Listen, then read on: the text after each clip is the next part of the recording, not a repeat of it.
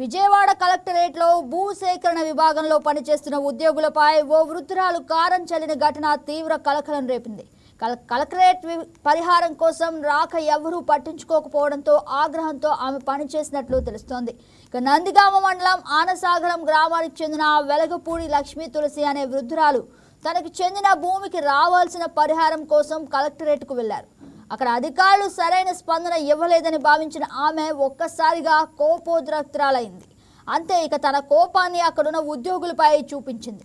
వారిపై కారం చల్లడంతో అంతా షాక్ అయ్యారు. 2003లో రోడ్డు విస్తరణ కోసం తన భూమిని తీసుకొని ఇప్పటి వరకు నష్టపరిహారం ఇవ్వలేదని ఆమె ఆరోపించారు.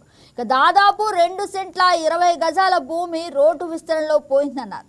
అందుకు 24 లక్షల పరిహారం రావాలని దానికోసం తిప్పించుకుంటున్నారని వాపోయారు.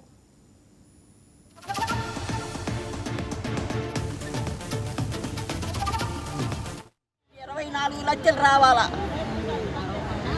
అయితే మొన్న మొత్తం ఎక్కించుకున్నాడండి. నీకు లేదు ఇంకా అని హరిరావేంద్రకి 75 మీటర్లు రాసిండు. నాకు అసలు కాగితం ఇవ్వకుండా ఈ డబ్బులు వేసారు. ఇదిగో ఈ రవీంద్ర వెంకటరావు మీ ఇంటి దగ్గరలో ఉంటారా? తలం మా బావగారు అమ్మిండు.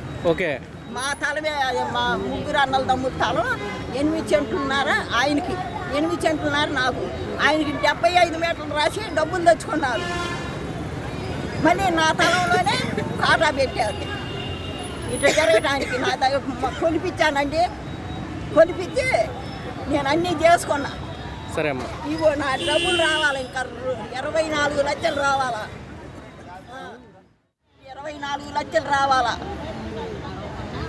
అయితే మొన్న మొత్తం ఎక్కించుకున్నాడండి.